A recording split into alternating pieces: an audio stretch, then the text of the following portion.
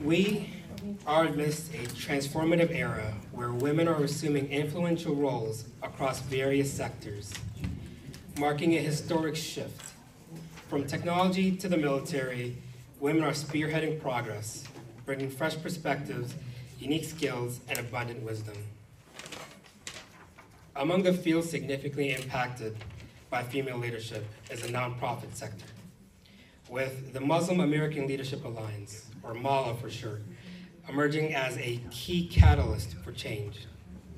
Established in 2015 in Chicago, MALA has made substantial contributions to both the nonprofit realm and the Muslim community.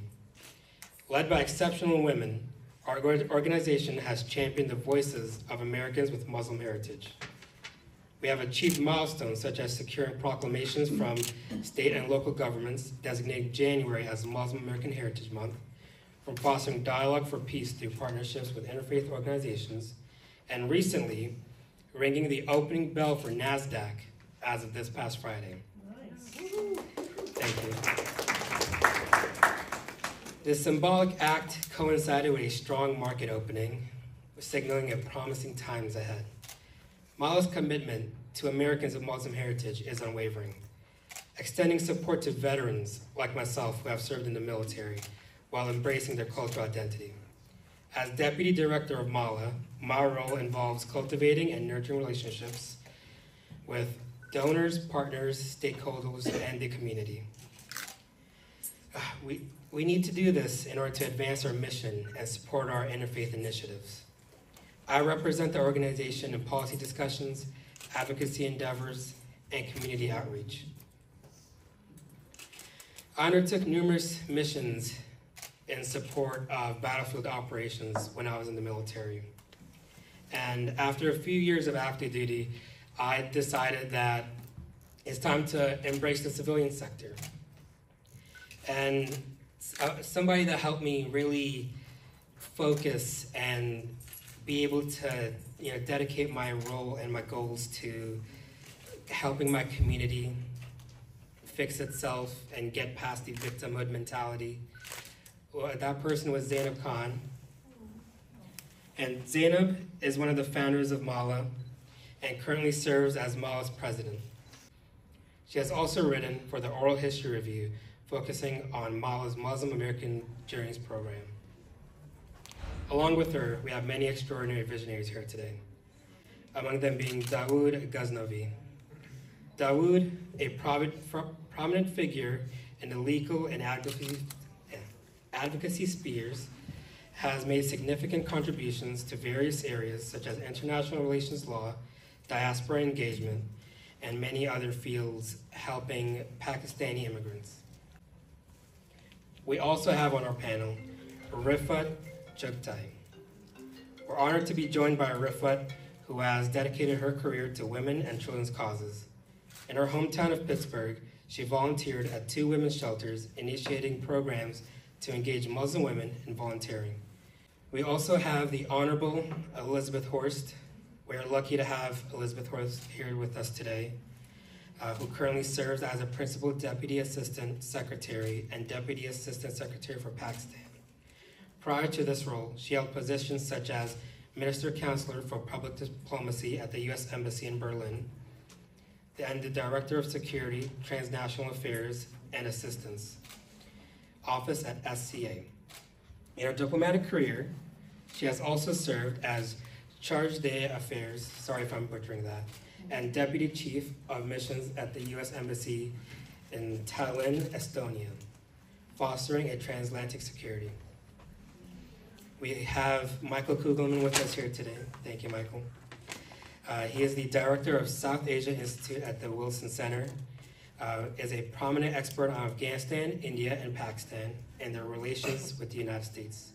With 11 edited or co-edited books to his credit, he is a prolific writer whose work has appeared in New York Times, Foreign Policy, Foreign Affairs, and covers topics from U.S. policy in Afghanistan to national security issues like terrorism, water, energy, and food security.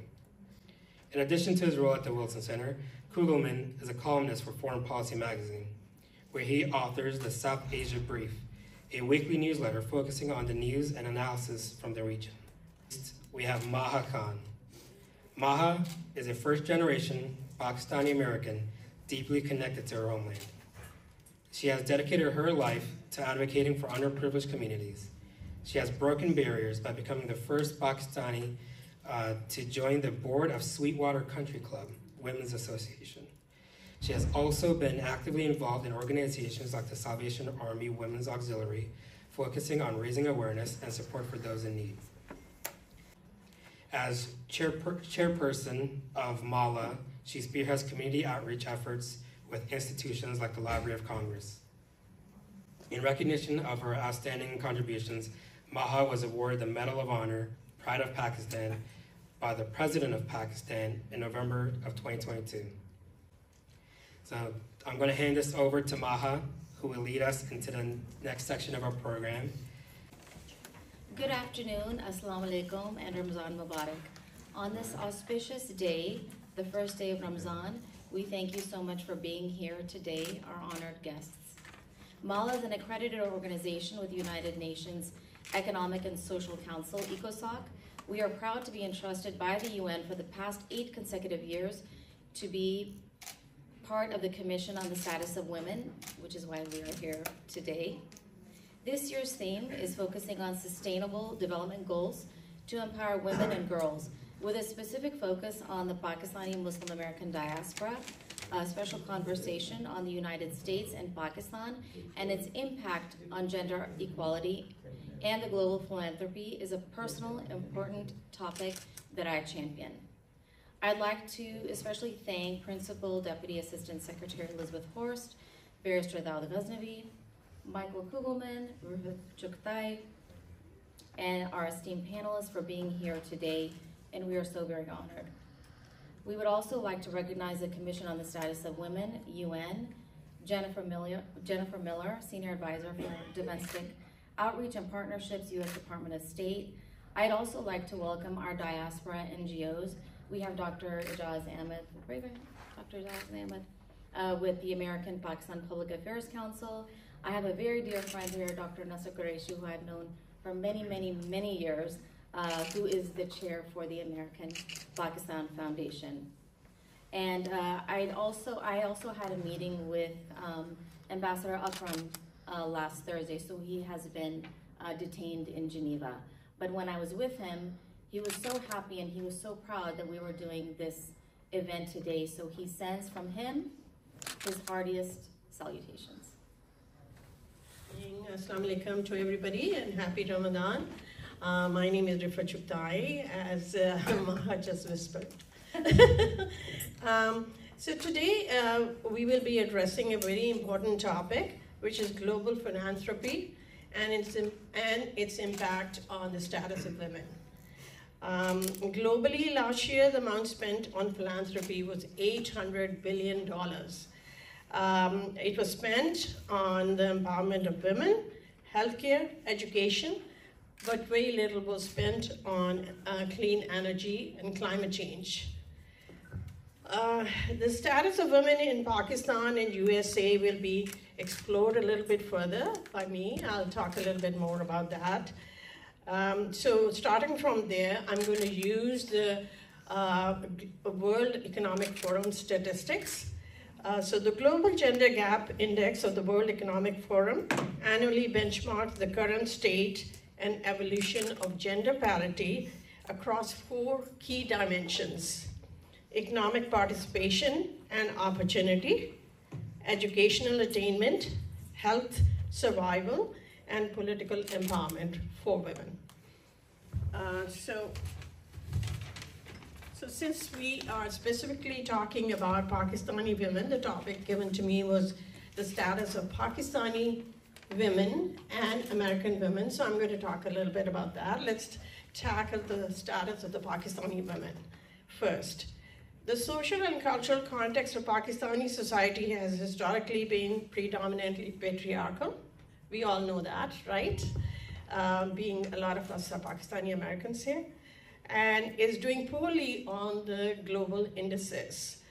World Economic Forum recent report, which was the 2023 report, rates Pakistan as 142 out of 146 countries. Not too shabby, right? Last year, it was actually 145th out of 146 countries, where just about Afghanistan. So the improvement that we saw in these three points was in economic participation, political representation, and senior leadership. So there has been an atmosphere created, which is a positive thing in Pakistan, about women involvement and the issue of gender parity. But having said that, the atmosphere resides only amongst the corporate world. Deep down, if you look at the workers, women as workers as domestic laborers, as menial laborers, that parity doesn't exist. So that is an issue that we have to talk about. And that actually doesn't even reside in any of the columns of the statistics, in any of the world reports. So now I'm going to talk a little bit about the American women. The legal status of women in the United States is, in comparison to other third world countries, much better.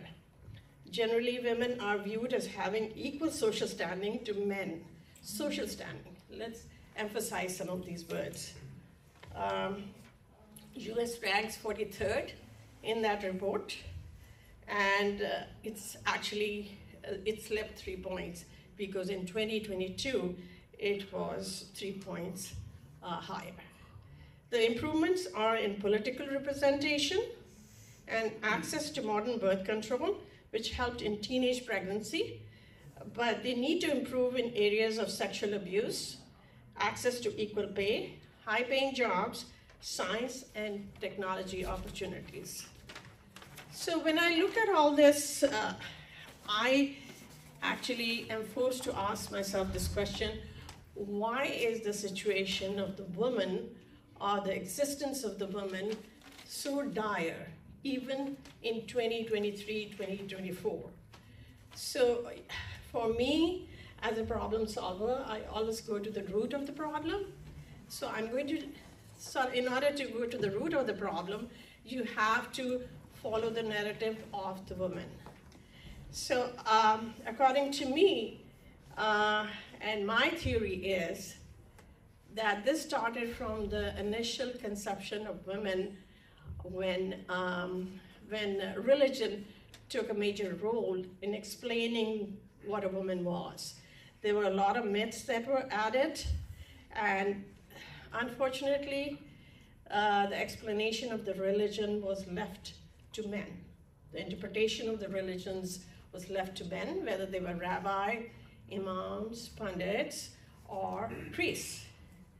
So by sort of a concerted effort, the men found a way how to control women, half the population, more than half the population. And it was very easy for them to do that. And based on that interpretation, I think the status of women, the actual root problem is that. And now women are understanding and realizing and understanding their religions themselves and fighting back, that this is not the status of the women. The status of women is much better than that. So they're flexing their muscles. They are trying their best to achieve the same goals or better goals than men. Women are good at multitasking, but they are not given the opportunity to sort of play those roles. So having said that, I think it's extremely important that we keep monitoring the status of women, and we keep watching out that the progression is better. I was a little surprised to see the numbers of US women's status, parity status, because we are the biggest democracy. We need to make sure that things like that, like equal pay and those things, do happen. Thank you very much. going back into today's very imperative topic, and I know everybody's very eager to start this conversation, I'm just going to jump right in with you, given that you've got so much extensive knowledge in this space. My question would be, first of all, starting off the conversation, how do you perceive the role of Pakistani American diaspora in global philanthropy, particularly in initiatives related to gender equality? I really thank Mala for organizing such an important event, and also Ramadan Mubarak to everyone. The question have two parts. One thing is Pakistani itself as a diaspora, and secondly, how they are contributing back home in Pakistan.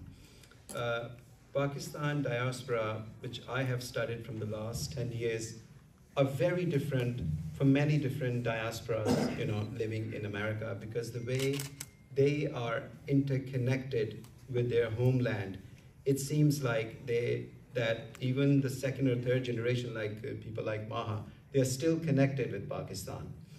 And because of I've seen the social media, range of events happening, I feel that people are still connected, even not with the only country, but with their cities and with their towns. So people here, you will find, they're not even, if you talk about education as an example, people have donated and even adopting schools in their towns, because they feel like that it's not sense of their, out of kindness they're doing, they see that as out of their duty to do it. So I feel very strong that diaspora feel and seems to understand the duty not only as a citizen by descent, but as a people of responsibility. So this is how I see the overseas connection with Pakistan. And even it's the second or third generation, the gap is still, fulfilled by the overseas Pakistani when it comes to this situation. Yeah. How can partnerships between, and you touched base on this in your answer so eloquently, but I'd love for you to elaborate on it, is how can the partnerships between the U.S. and Pakistan enhance efforts towards gender equality, especially within the realm of philanthropy, right? Like if you look at this room, there's a lot of people that are, this is Pakistan as their birth country, they want to be able to give back, but there's a lot of other issues that are impacting us, such as the whole landscape of Pakistan and the social political atmosphere. So what is your take on that?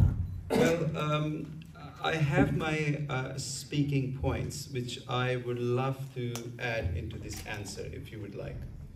When we talk about Pakistan, people need to understand that Pakistan have 227 million people. And at the same time, we have gender inequality is one of the challenges we still have in Pakistan. And secondly, if you can see, Pakistan have 5 different provinces. Every province has its own background, has its own strength, has its own custom, its values. And at the same time, when you want to have a general consensus in Pakistan on any social issues, you're going to struggle. It's never going to be easy. So when Pakistan came into being, illiteracy was one of the biggest issues which Pakistan had to face, and even today they are facing. 70% of people in Pakistan live in the rural areas, 30% in the cities. So now you can see the gap between the people living in the rural areas and in the city. And the ratio is still from 1947 till today, majority of people live in the rural areas. And now when we talk about the gender inequality actually, and countries like Pakistan, I would love to talk on 4 different subjects which are very much interlinked with each other. And I would like to go further ahead on the topic, which is climate change, and how that thing is exuberating the disparity of the gender inequality. So when we talk about education, which is the first thing which we need to emphasize, and everything based on that prospect. So in Pakistan it's not really disowning or demeaning Pakistan right now. It's just like telling the facts on the areas which we need to work on in Pakistan when we talk about. I mean, Pakistan, when we talk about education, it's very alarming that we are the country right on the least who kids have a formal education. And 22 million children are out of school. And predominantly, these are girls. And this is very sad that in the rural areas, only a girl normally which go for school, go for 6th grade. After that, she has to be working at home. And this is how, the structure. And like Rifat have explained, patriarchal society, also the customs of the areas are still very strong. The values, how the people, they grow up their kids, it's very strong. And also, if you see the government budgeting of all education aspect is just like 2% of every province. I mean, 2% of their budget goes for the education. So that's the situation. This is how the overseas Pakistani, like she asked me the first question, how this gap filler comes up. The gap filler comes up with the overseas Pakistani. Millions of kids, overseas Pakistanis are educating in Pakistan. So that's a very phenomenal, performance by these people. So when we talk about healthcare is another factor. Malnourishment is one of the biggest challenge for Pakistanis, women actually. This is very sad to announce that every one woman out of 4 women in the rural areas in Pakistan is diagnosed with hepatitis. And this is I mean, 50% of women throughout Pakistan have an access to healthcare. 34% only in rural areas in Pakistan, a woman has ever been to a professional doctor. So this is the sort of society we are growing our nation, we are growing our people. And when we talk about gender inequality, this is the area I feel the most disparity comes in, when the people who are 70% of the country are living below those facilities. And like Rifat has explained about the economical side, economical opportunities, the gender pay gap between the male and the female is 34%. And when we talk about a woman having a bank account in Pakistan as a separate bank account, the ratio is 7%.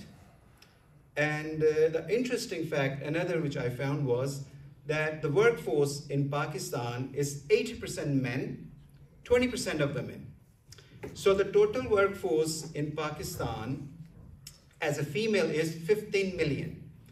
And very, I think so surprising for you people are that 70% of female are working in the farms, in the agriculture.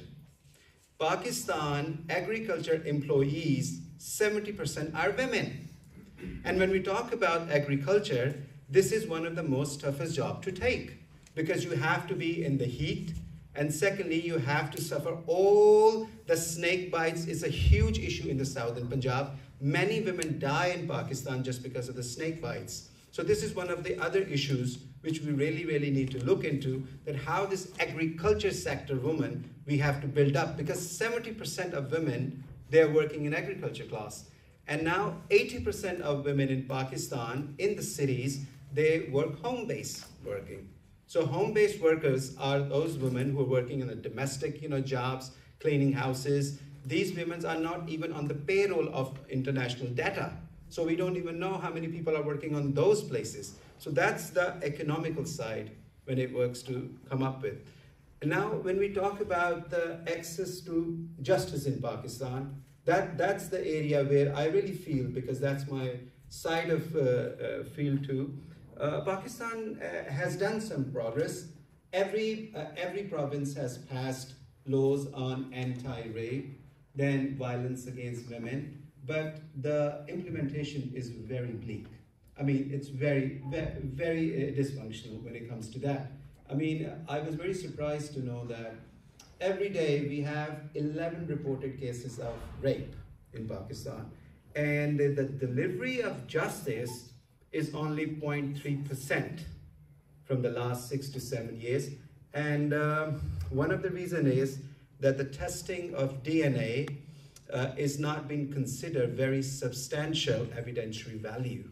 So there is an argument between the Islamic Council and the jurisprudence that how much the value of a DNA testing would be in the range of Islam. So this is how the justice system is shaping itself with the patriarchal society we live in. And when it comes to representation of women, which Rifat has talked about, it's very much true that since Musharraf era, we have a lot of women who comes on the special seats. They've not been elected, but they've been selected. So the status would always be the same, that they are a representation of the society, but not really elected.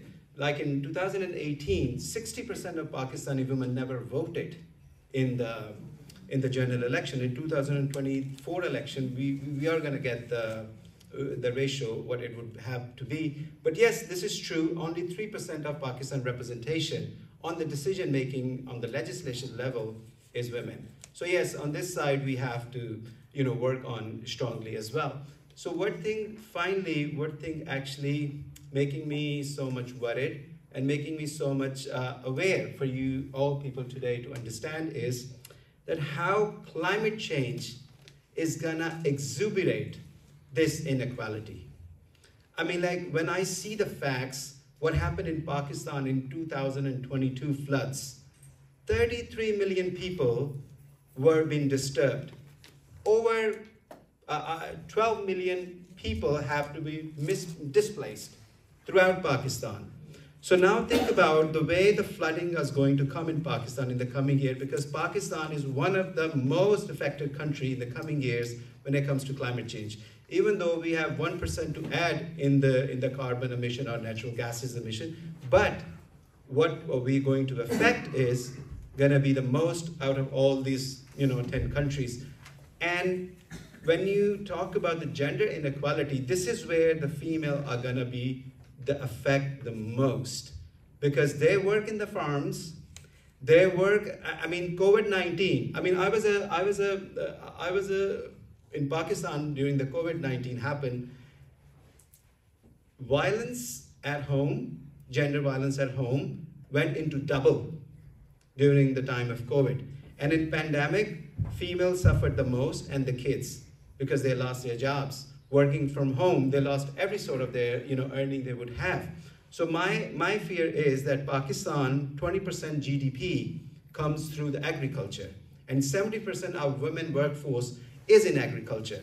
So the way the climate changing and the way Pakistan are facing the droughts, food insecurity, I feel like that we are in a very, very big problem coming up, which we need to look into. So that's one of the most important things which I really feel like is happening. Finally, how global philanthropy, especially overseas Pakistani, is helping Pakistan.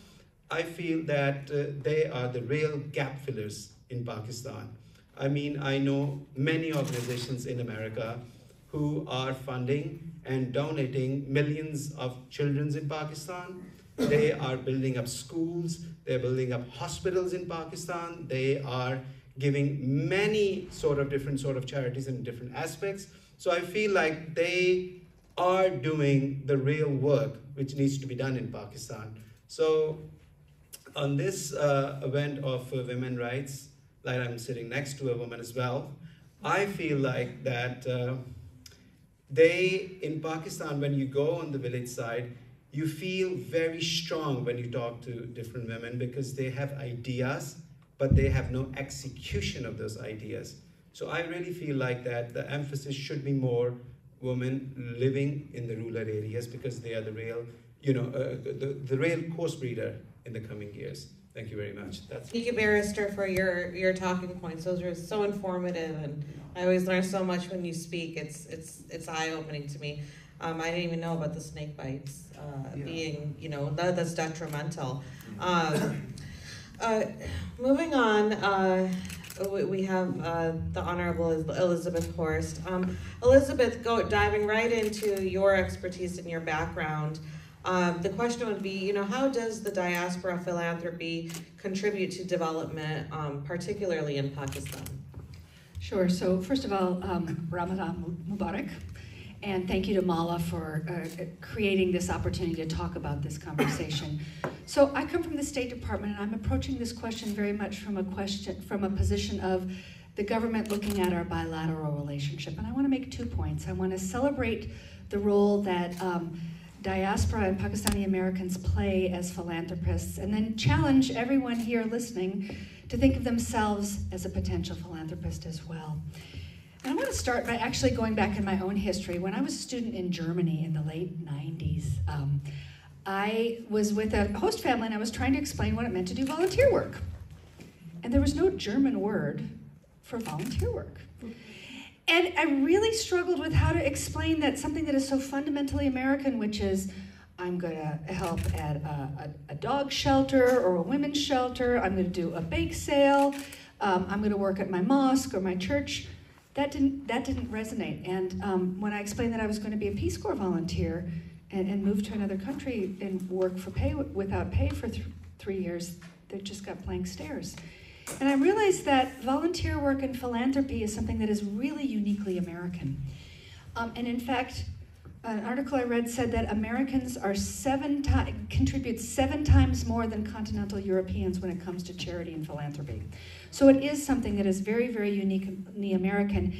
And what I love about today's event is that we're celebrating how the latest generation of Americans, Pakistani Americans, have embraced philanthropy as a part of their own identity, as a way to bridge America and Pakistan. You talked about them being gap fillers. I see Pakistani Americans as being bridge builders, which is sometimes the same thing, but not exactly. And I want to highlight a couple of prominent Pakistani American philanthropists that I think deserve some shout outs, because it's an example of where these bridges have been built. Nasruddin Rupani and the Rupani Foundation has been improving the lives of women in girls in Gilgit with healthcare and social welfare, as well as contributing to communities in Houston. Shaista and Ray Mahmood, who are well known to many people in this room, have been fostering interfaith communication here in America as well as in Pakistan, and they've sponsored a number of schools, and Shaista herself was fundamental to the creation of the U.S.-Pakistan Women's Council. Tanvir Ahmed has founded the construction of state-of-the-art girls' college and kidney dialysis center in Sialkot, and is helping to fund a university facility at NUST in Rawalpindi. And then Anwar and Nasreen Aman are providing sustainable livelihoods after the flood affected so many populations in Khyber Pakhtunkhwa through the employment in hotels and restaurants and shelter to disadvantaged women. So those are just a few examples of the many Pakistani Americans who are really taking philanthropy to heart and contributing. But I want to make this also, my second point, is a challenge to everyone here. Any of us can be philanthropists, and any of us can contribute to this. You do not have to be rich to be a philanthropist. 60% of Americans give charitable contributions, whether it's through time, money, talents. And this is something that all of us here can be looking at. And we have so many opportunities through what the State Department is doing with Pakistan, through the U.S.-Pakistan Women's Council. And we have here the Executive Director, Olivia Holt-Ivory, who has so many opportunities for strategic initiatives that are lifting up women, whether it's the Million Women Mentors Program, whether it's supporting girls in STEM education, particularly through Women in Energy.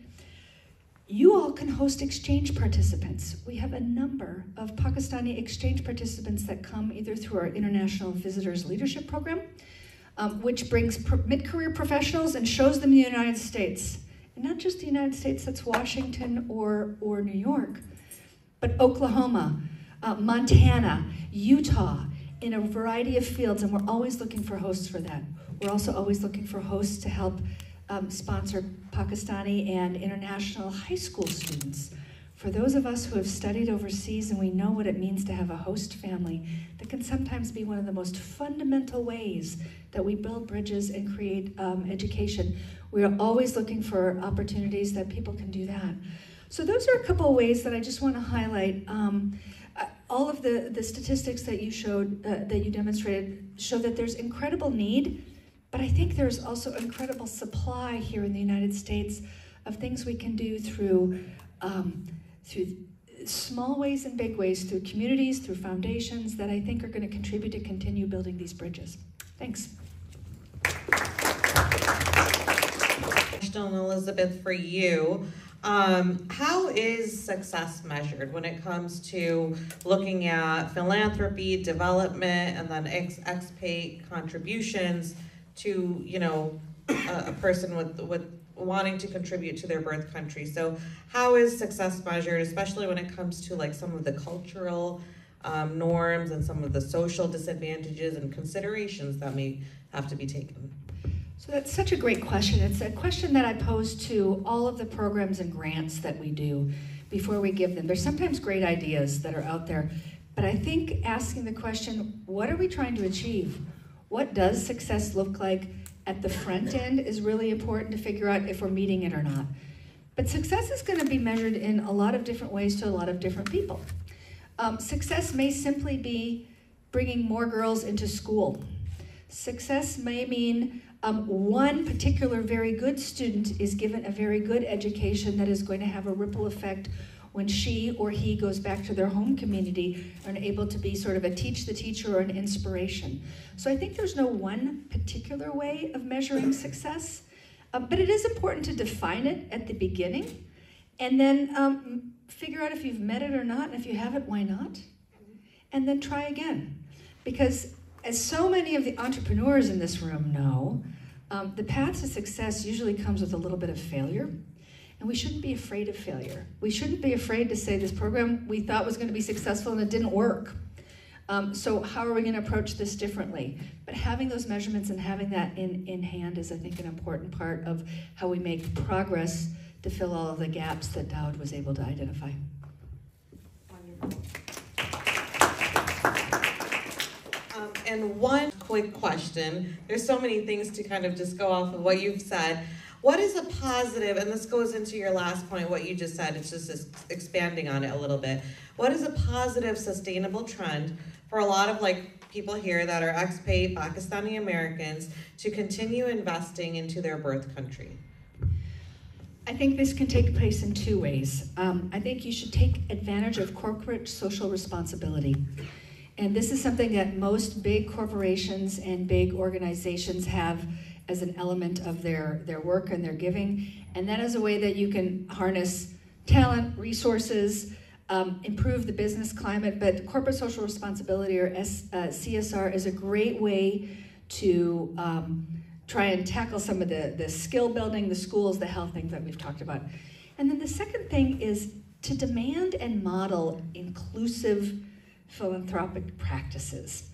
That means don't talk about women, include the women. Don't talk about minority groups, but have them at the table. This is an era where in the United States we talk about DEIA, and it's so easy to talk about it without thinking who is on the board, who is making the decisions. Recently, and this is something that you have to constantly ask about. We recently did a reception for a high-ranking official who went to Islamabad, and Ambassador Bloom hosted a reception for him. And I looked at the guest list, and there were, of the people in business, there were 25 men and 3 women. And I went back to the team and I said, you can do better. I know that there are dynamic women entrepreneurs who maybe haven't succeeded to the level of the 25 men on this list, but if we don't make room for them, they are not going to be at the table. They are not going to see this. And if we don't remind the men, all of the men in the room, you play an important role in throwing the ladder behind you for people who don't have your advantage to let the next generation come up behind you. So it's as much about DEIA as sponsorship and mentorship, and making sure that you are taking the position you have and using it to boost others.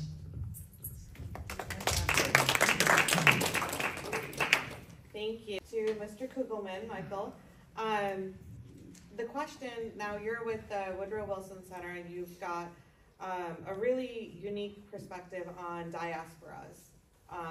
So coming into this, the growing influence of Pakistani American diasporas.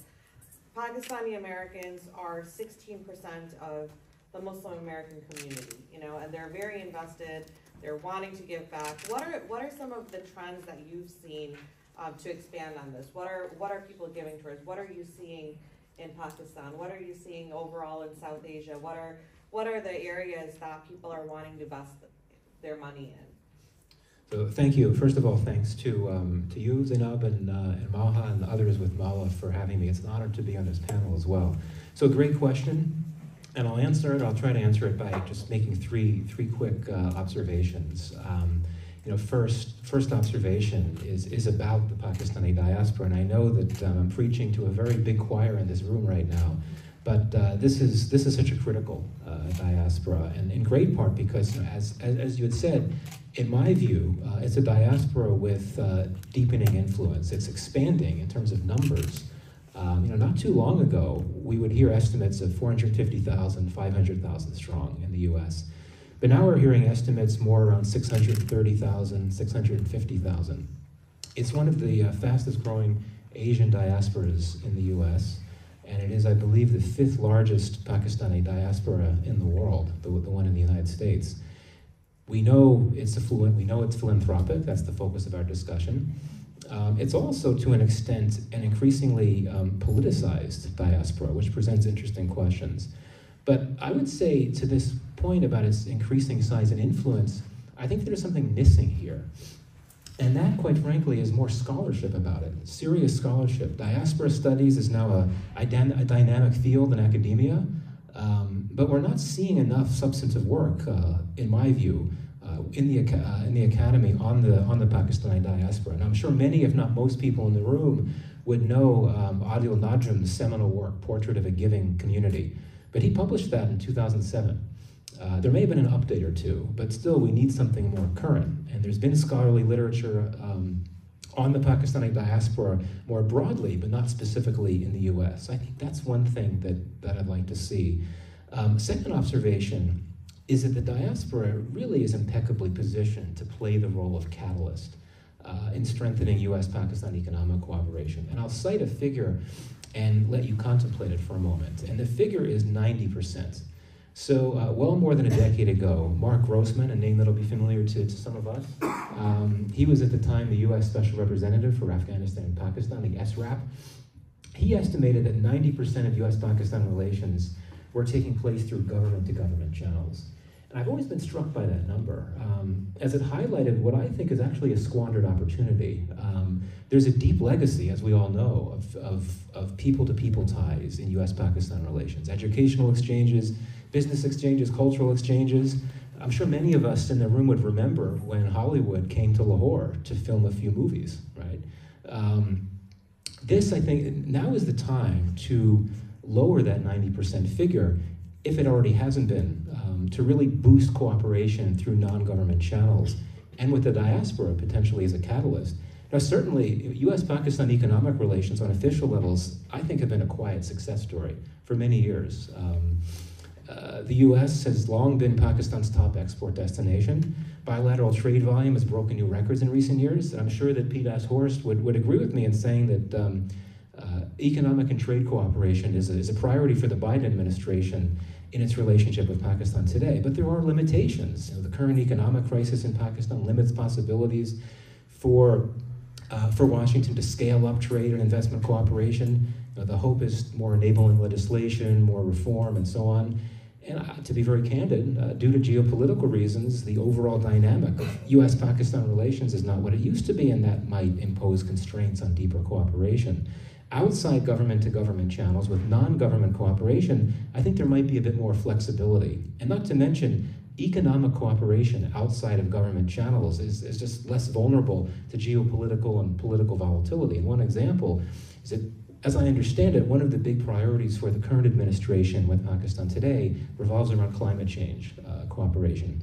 That could change depending on the outcome of this year's presidential election in the US, but the priorities or goals of economic cooperation outside government channels won't necessarily be as impacted by political transitions in the US. Third and final observation, I think, really gets to the heart of the matter. How best can the diaspora contribute to US-Pakistan relations and to economic development and stability in Pakistan? And there are others in the room that are better equipped than I to get into that, but I'll just make one point, is that we need to be careful in focusing on the strong capacity of the diaspora to invest in Pakistan, that we not forget about just how serious the challenges are in the investment environment in Pakistan for anyone that wants to invest.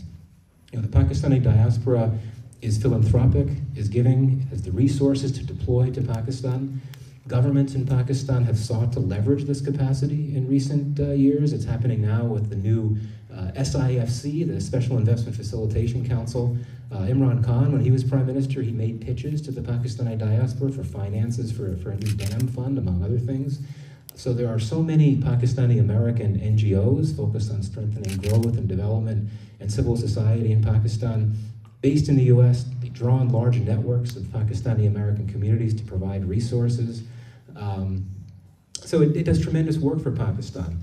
But to talk only about resource generation and mobilization, I think, is to leave out a critical part of this story. It's not an easy investment environment in Pakistan. And so, you know, if you listen to Pakistani business leaders, which I've done quite often in recent weeks on this issue, they tell a rather depressing tale. They talk about the need for a better trained population, the risk of a demographic dividend unfulfilled. They talk of the need for critical reforms in sectors ranging from education to agriculture. They talk of the need for stronger institutions meant to help investors. They talk of the need for better warehousing, easier pathways to bring dollars in. They talk of the need to make it easier to do very simple things like register a company. So I think that this might constrain to some degree foreign investment, but I would also argue that the diaspora is well positioned to help address many of these constraints. So yeah, I think to conclude, in looking at how the diaspora can strengthen economic stability and development in Pakistan, there are two core questions to tackle. Well, there are many questions, but two in particular that come to mind. One, how can the Pakistani diaspora invest in Pakistan? And two, how can the Pakistani diaspora help strengthen the investment environment in Pakistan to enable more investment? Thanks. Thank you, Michael. I have a follow-up question for you on your talking points, because you covered a lot of different ground when it comes to investing and, you know, seeing the tangible growth in a sense, and setting an example with some of the business leaders that you had mentioned. When you compare it, like, just not in comparison per se, but are there diasporas in the U.S. that have provided useful lessons about successful investment and engagement within their countries of origin? Like, how could you, when you look at Pakistan, what do you kind of forecast, and what can you compare it to in a different diaspora group? Right. So I know that it's always a bit it's sometimes delicate to bring in India as a comparison, but I think that particularly given that the Indian diaspora in this country is so much larger, right? We're talking about, what, 630,000 strong Pakistani American diaspora. The Indian diaspora is significantly larger, 4 or 5 million or whatever it is now. One thing that struck me about the Indian diaspora in the US is how it's able to serve as a soft power catalyst. I think that one of the challenges, and I think we all know this, one of the difficult challenges for Pakistan is the image issue. There's oftentimes talk about how Pakistan is perceived by the West, including by the United States, and that can constrain certain types of investment. It can constrain tourism. It can constrain broader types of investment. And what we've seen with the Indian diaspora, which again is much larger, so it's not a completely fair diaspora comparison. However, I think it has served a role through efforts it has played, through steps that are taken in communities, you know, making appearances at schools and community centers to talk about India. This is something that Pakistani Americans do quite frequently as well. I think this is a very important step to take.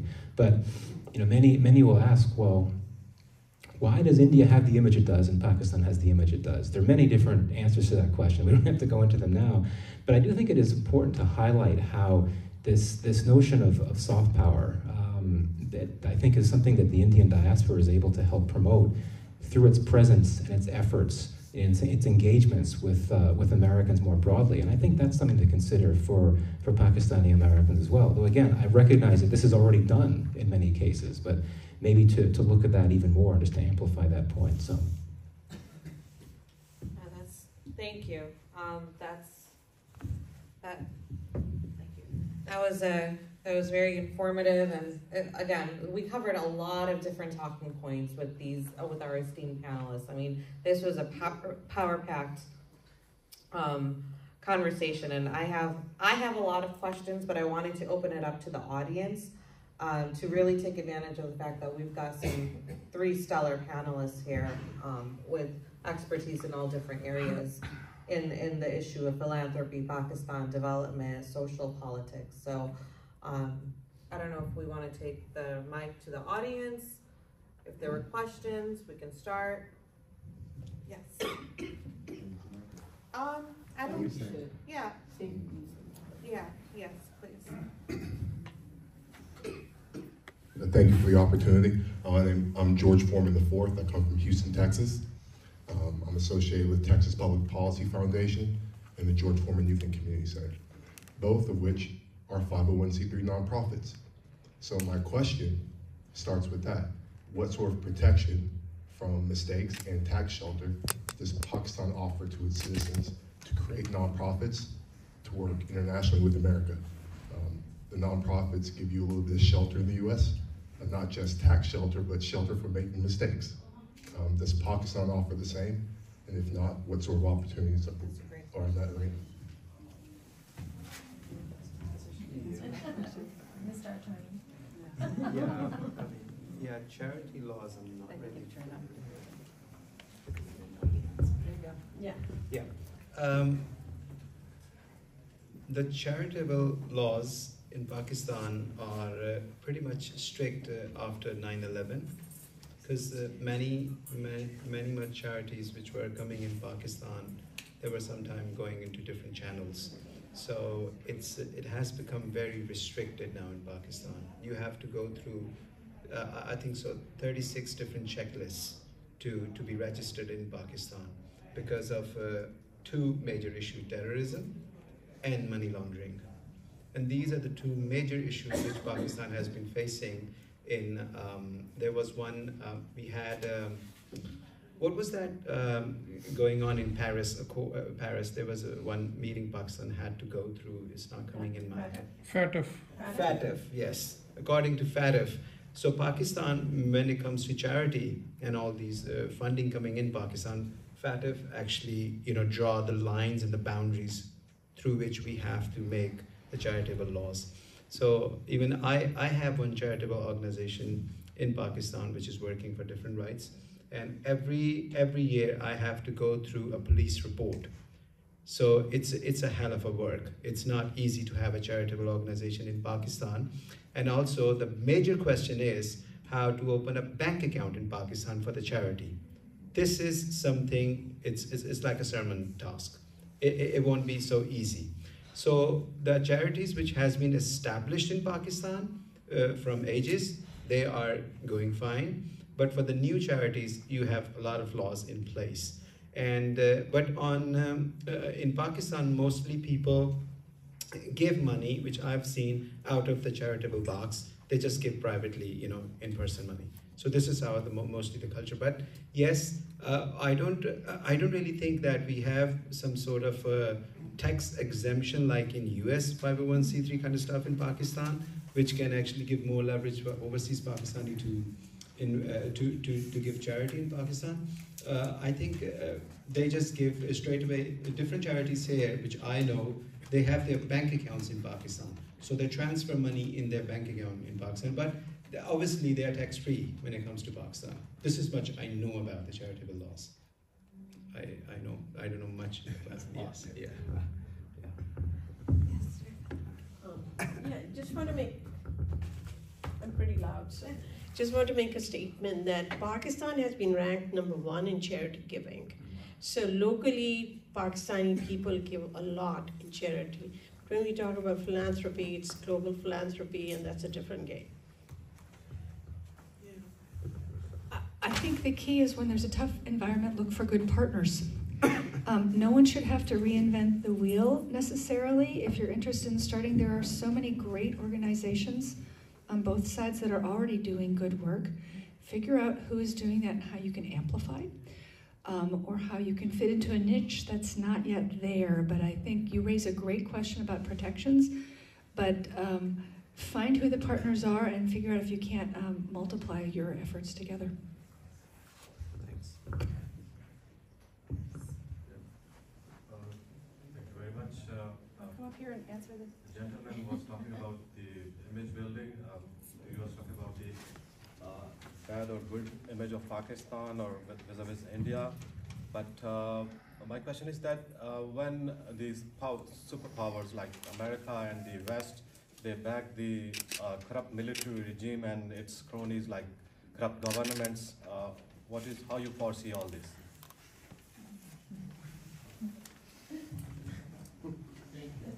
Silence. The question was directed to me, I assume?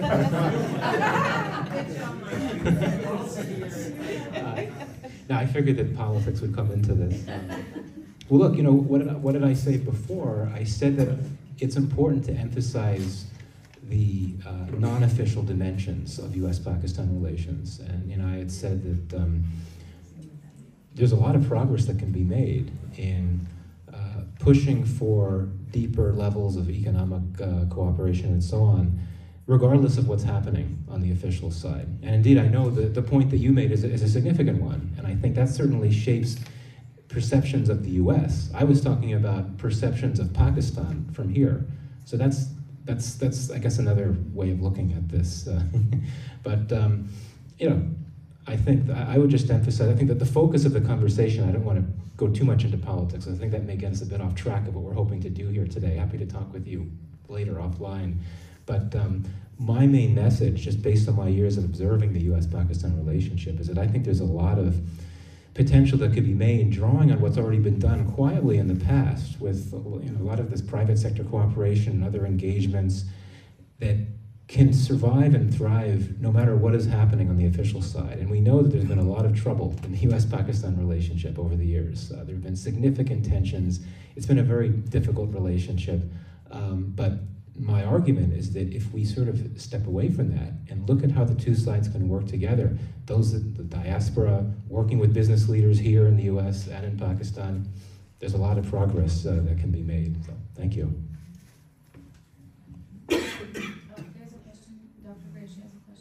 I really don't have a question, I have a couple of comments. I think not only inequality, gender inequality, but a lot of other things that have been mentioned here, and Daud started with that point, not just in Pakistan, in any third world country, you cannot fight these issues without raising the collective consciousness of the nation. And Pakistan has literally failed in that. Our education system keeps crumbling. And when you talk about private sector here and private sector there doing things, I mean, we've got amazing examples with Dil Foundation and the Citizens Foundation. But the needle that they have been able to move is minuscule, which leads to the second comment, that for all the philanthropy that you want to do, you need to have an infrastructure. And the government in Pakistan has totally failed to provide the infrastructure. I've gone through the hallowed halls of Pakistani government with changes, policy change, been a part of writing a health policy, which is probably now in the shelf somewhere. And how do we combat that without a stable structure which goes from one government to the other? And that, I think, is the biggest ill for Pakistan. In all the philanthropists, all of the individuals who setting up schools, organizations setting up schools, you just cannot move the needle significantly without an infrastructure. And that has been a frustration of a lot of people. And Elizabeth is taking notes, so I'd like to hear her comments on that.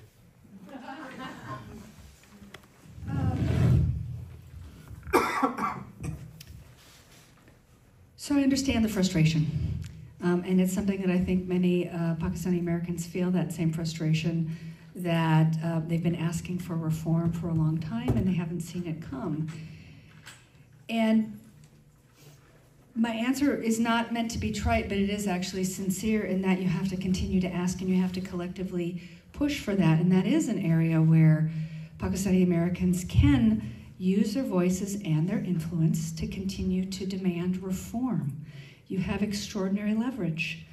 It is frustrating. I do not want to minimize how frustrating it can be sometimes, but I think the alternative is to throw your hands up in the air and say nothing can get done. And that's also not going to move the needle either. So I think to figure out, I talk a lot about sequencing. What are the reforms that need to happen first? Because sometimes in any country that's going through a reform agenda, it's so broad that you can't do it all at once, so nothing gets done. So what are the one or two things that you know are going to create this infrastructure that will bring either economic investment or more philanthropy to what Michael was talking about the need to really make sure that there's a way to bring in an investment and we don't want to miss the opportunity that is there. Think about what needs to be done and collectively figure out how to hold policymakers and others accountable, and then don't get discouraged. Change is hard. A colleague of mine who worked at the White House also always quoted President Obama, who said, "Hard things are hard." And these are some very hard things. But I think continuing to commit and identifying this is the big hurdle we have to get over now. How do we chip away at it is the way that fundamental change and generational change that happens. And I say generational change because the most recent elections in Pakistan demonstrated there is a youth right now that is hungry for change, that is going to be a majority in Pakistan very soon, and that should be an opportunity. That should really be an opportunity to see a different way of doing things. So I encourage everyone who's engaged with Pakistan back there to leverage that as well. Can I quickly just weigh in for a moment? Yeah, thank you. So, yeah, I agree with what was said before, and also, sir, to your question, I think that there's nothing wrong with thinking small, right, when it comes to these types of interventions by the diaspora. You know, if you identify something like providing resources for scholarships for women students in Pakistan to study tech, the hard sciences, there's a need for that. That doesn't require reinventing the wheel. It doesn't require significant levels of new types of infrastructure. I think something simple like that can be very helpful. And obviously, that's already being done. But you know, I'm one to say that we shouldn't only be thinking big. We have to think big, but these smaller scale efforts and interventions can be very very helpful as well. I have a question actually more tailored, I guess, towards all of the panelists, and this is something that I think is really important because discouragement, like what Dr.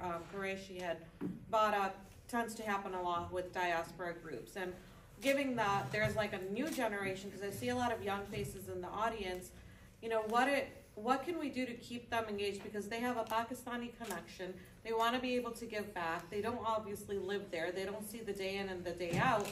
But what's a way that they can remain connected? Because that's really important too, which I think is really important for all diaspora groups to have, is how does the youth maintain that connection and that investment? You know, what can the parents do to pass that on? What can make them feel more connected, like what they're giving is making a difference, that their voice makes a difference, that their identity as a diaspora makes a difference to their, you know, parents' home origin country. Like, I would love for you to touch base on a little bit on that, as that bridge builder. Yeah. When I started engaging with the Pakistani expats, it was way back in 2013, and I moved back to Pakistan in 2011. And at that time, I was deeply entrenched with political activities in Pakistan, and I found that the way overseas Pakistani were being charged to have a change in Pakistan, I found maybe exercising their right to vote in Pakistan could have integrated them more strongly in Pakistan rather than just doing charitable work. Because at one point, the kids who are the second generation sitting here, they do ask their parents in America that the country you're trying to give money, they most of the time, just siphon off your money. So why are you actually building and bridging this contact? I mean, like, we have so many poor countries in Africa or in South America. If we just have to give charity, why not we give charity over there? So I found this a disappointment among, this current generation. That's why I came up with the point that the best way to connect them is because they live in the systems here where they see their right to vote have a very strong standing, and they feel very responsible citizen, and they see that they can bring change in these countries through the weapon strongest they have is their vote. So I found the right to vote is going to work very strongly. There are 8 million overseas Pakistani around the globe, and I struggled for it for 10 years, but I found that when it was going to make useful, in the sphere of Supreme Court, they allowed it to happen. But the sooner the different government comes in, they actually override the Supreme Court judgment with another legislation in the parliament. So I'm going back again to the Supreme Court. So I found that this is one of the avenue, which is a political right, to connect and bridge people, to have a reason, to have a purpose, because this generation at this point in America, they ask questions.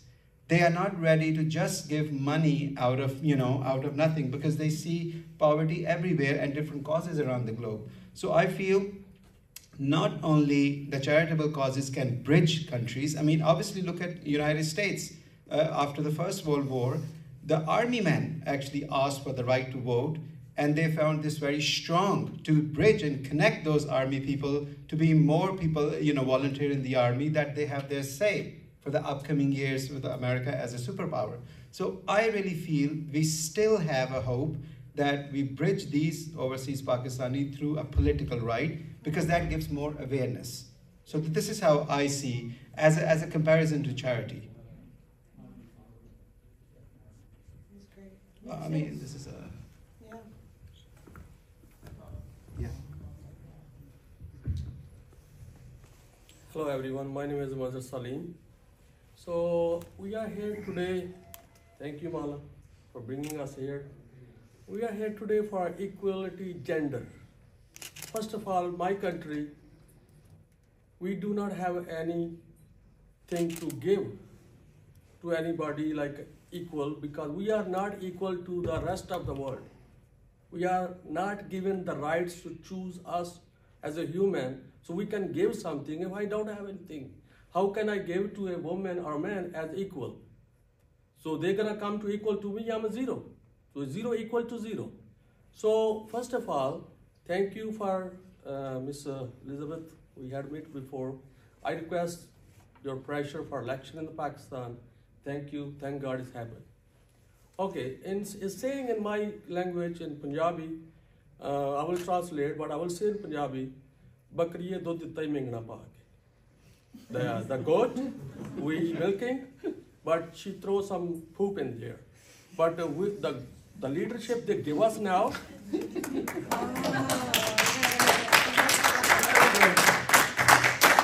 leadership they give us now, Mr. Zardari and Mr. Sharif, they are very shameless. They will strain it. They will strain it, they will still drink it. And we don't want this leadership. If we want, please don't give us nothing. Just give us right to live as a freedom and let us choose our leader who can lead us. If you give some nation charity, you're killing the nation. You're not building the nation. You're killing the nation. I do give charity.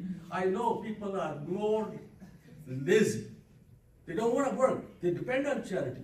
So let us choose a leader who can bring us up. And this is what we need. And then we become something, we will be giving right to be equal for women or animal or a dog on the street or a cat on the street. We don't have nothing. What we want us to give to equal to school work. Thank you so much. And I echo your passion and your sentiment so much, and I can understand that. There's a lot in that. I don't know if Elizabeth or Dawood or Michael, you had a... I would say, I'm not going to touch any of the political part of this, but I think there should be no excuses for not working towards gender equality. There's just everybody in this room and everybody around the world can simply try to lift up women and girls. There are no barriers, or there should be nothing that says, well, I'm going to wait until I get this and then I can make women and girls equal. No, it can start today. It should start now.